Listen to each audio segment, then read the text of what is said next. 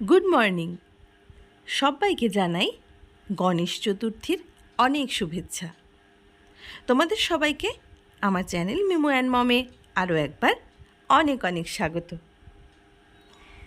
আজ গণেশ চতুর্থী মানে শনিবার, তো পুজো করব তেমন কোনো ব্যবস্থা আগে থেকে করিনি, কিন্তু মিমোর বায়নাতে আমাকে সমস্ত কিছু জোগাড় করতেই হলো।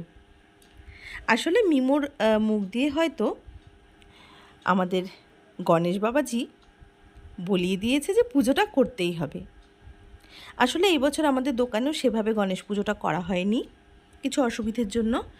তো যাই হোক, সব দিক থেকে মিলিয়ে পুজোটা করছি আর ভীষণ ভালোও লাগছে। গতকাল সন্ধেবেলায় ঘুম থেকে উঠে ছোট্ট মিমো সেই কান্না জুড়ে দিয়েছে যে গণেশ পুজো করো মা, আগামীকাল গণেশ পুজো, তোমাকে গণেশ পুজো করতেই হবে। তো ও আমার সঙ্গে পুজো করবে বলে ভীষণ মানে এক্সাইটেড রয়েছে। দেখো, আমার সঙ্গে সঙ্গে পুজোর সমস্ত কাজ করবে বলে সকালবেলায় উঠে স্নান সেরে নিয়েছে। তো যাই হোক, সকালবেলায় উঠেই আমি মিমোর পাপাকে বললাম যে গতকাল থেকে ও ভীষণ বায়না ধরেছে পুজো করার জন্য।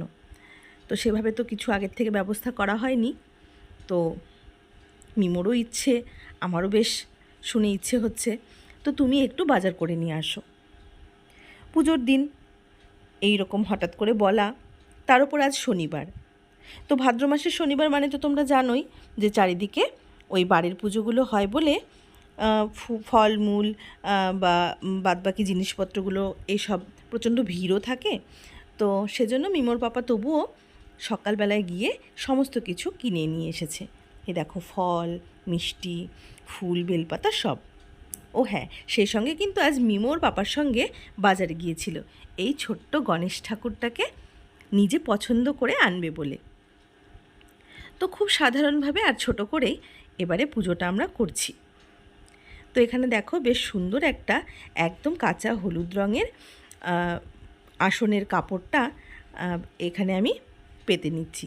এটা আমার দিদি গিফট করেছে। তো এই দেখো, ছোট গণেশকে আমার ছোট্ট সোনার হাত দিয়েই আমার ঘরে স্থাপন করলাম। তারপর আমরা নিজেদের মতন করে এই ফলমূল মিষ্টি দিয়েই গণেশ বাবাজিকে একটু সেবা দিতে চাই। তো সকাল থেকে আজ মিমোর মনে ভীষণ আনন্দ।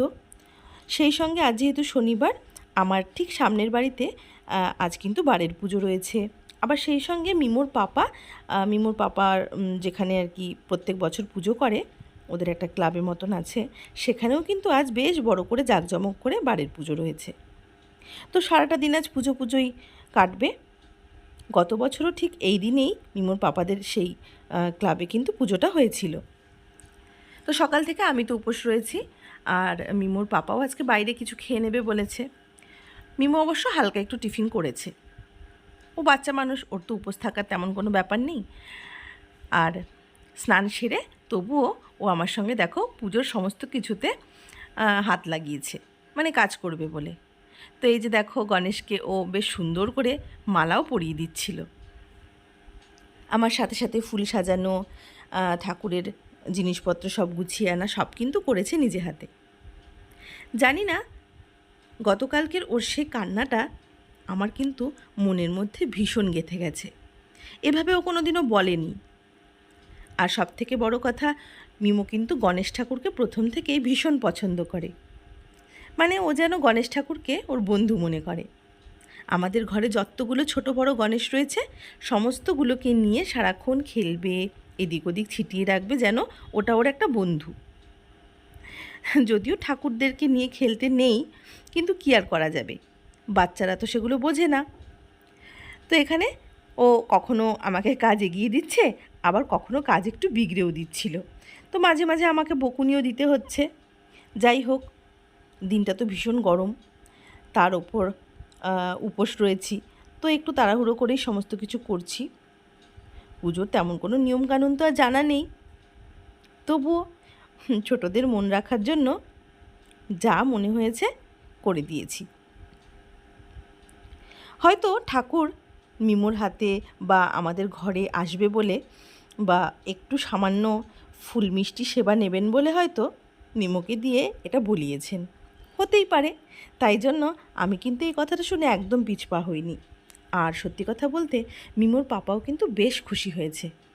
তাই সকালবেলায় ঘুম থেকে উঠে আমাদের কথা শুনেই চলে গিয়েছে বাজার করতে। আর বললাম না শনিবারে বাজারের ভিড়ের কথা, যতই ভিড় হোক মিমোর পাপা কিন্তু দারুণ সুন্দর বাজার করে।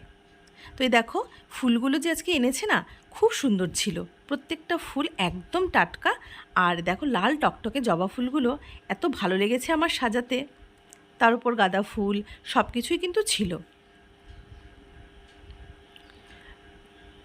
বিভিন্ন রকমের পুজোতে কিন্তু বেলপাতাগুলো যেগুলো আমরা কিনে আনি সব সময় কিন্তু ভালো হয় না, মানে ওই পাতাগুলো সবগুলো একদম ঠিকঠাক মতন হয় না। কিন্তু আজ কিন্তু আমি এই বেলপাতাগুলো দেখে অবাক হয়ে গিয়েছিলাম, কারণ প্রত্যেকটা বেলপাতা এত সুন্দর ছিল, মানে ভীষণ ছোট ছোট পাতা এবং প্রত্যেকটাতে 3টে করে পাতাই ছিল। যাই হোক, ঠাকুর নিজেরটা হয়তো নিজেই জোগাড় করে নিয়েছেন। তো আজকের বাজার দেখে আমি ভীষণ খুশি। তো মিষ্টি দই এগুলো তো ছিলই, সেই সঙ্গে একটু নাড়ু, মিষ্টি খই এইগুলোও কিন্তু মিমোর পাপা নিয়ে এসেছে। তো আস্তে ধীরেই পুজো করছিলাম, এদিকে মিমো কিন্তু উতলা হয়ে পড়েছে, কতক্ষণে গণেশজিকে প্রসাদ দেওয়া হবে আর সেই সঙ্গে আমার ঘরের ছোট গণেশটা প্রসাদ পাবে। তো ওর সঙ্গে কথা বলতে বলতে, আর ওইদিকে আমাদের সাউন্ড সিস্টেমে কিন্তু একটা বাজনা, মানে গণেশের একটা গান কিন্তু লাগিয়ে রেখেছিলাম। এর আগে লক্ষ্মী পুজোর দিনও মিমো ঠিক এইভাবেই সারাদিন আমি যতক্ষণ পুজো করেছি আমার সঙ্গে সঙ্গে আমাকে সঙ্গ দিয়েছে। তো আজও তার অন্যথা হয়নি। ওই দেখো সামনে বসে রয়েছে আর আমার সাথে গল্প করে যাচ্ছে। তো এইভাবেই তাড়াহুড়ো করে মা ছেলেতে মিলে গণেশ ঠাকুরের আরাধনা করছি। লক্ষ্মী গণেশ এগুলোকে তো কেউ ঘর থেকে, মানে কি বলবো, ঘরেই সারা জীবন এগুলোকে অচলা করে রেখে দিতে চায়।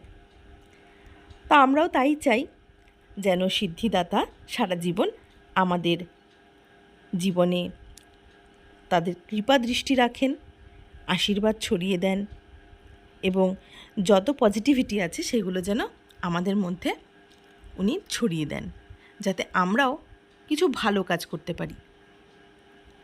তো এই ছোটো ছোটো পুজো বা এই বিভিন্ন রকমের অনুষ্ঠান ছোট করেই হোক পালনের মধ্য দিয়ে কিন্তু আমরা বাচ্চাদের মধ্যে একটা পজিটিভনেস ছড়িয়ে দিতে পারি। এগুলো যে শুধুমাত্র একটা মানে নিয়ম পালন সেটা কিন্তু নয়। আমি মনে করি যে এই ছোট ছোট বিষয়গুলো যখনই বাচ্চারা আমাদের মধ্যে দেখবে এবং তখনই তাদের মধ্যে কিন্তু আমাদের এই ট্র্যাডিশনটা, আমাদের এই পুজো করার যে একটা ইচ্ছে বা পুজো করার কারণ, এইগুলো সমস্ত কিছু কিন্তু ওদের মধ্যেও ছড়িয়ে পড়বে, যাতে পরবর্তী প্রজন্মগুলো এই ট্র্যাডিশনগুলোকে, এই ঐতিহ্যগুলোকে ধরে রাখতে পারে। আর দেখো প্রত্যেকটা ঐতিহ্য বা ট্র্যাডিশনের মধ্যেই কিন্তু কিছু না কিছু ভালো দিক রয়েছে, কিছু কিছু কি বলবো, মানে সায়েন্টিফিক কজও কিন্তু রয়েছে।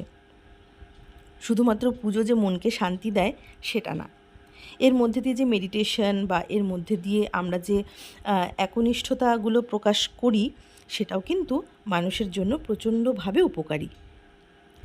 তো অনেক ভারী ভারী কথা বলে ফেলছি, যাই হোক। দেখো এখানে আমি যতটুকুন সাধ্য মতন ফল মিষ্টি দিয়ে আমার ঘরের গণেশকে পুজো দেওয়ার পর আমার যে ছোট গণেশ তাকে আমি প্রসাদ দিয়েছি, আর সে মহা আনন্দে বসে প্রসাদগুলো সেবা করছে। তো এইভাবে গণেশ পুজো করে সকালটা তো ভালোই কাটালাম, বিকেলে অবশ্য আমরা আজ অন্য পুজোতে আনন্দ করব।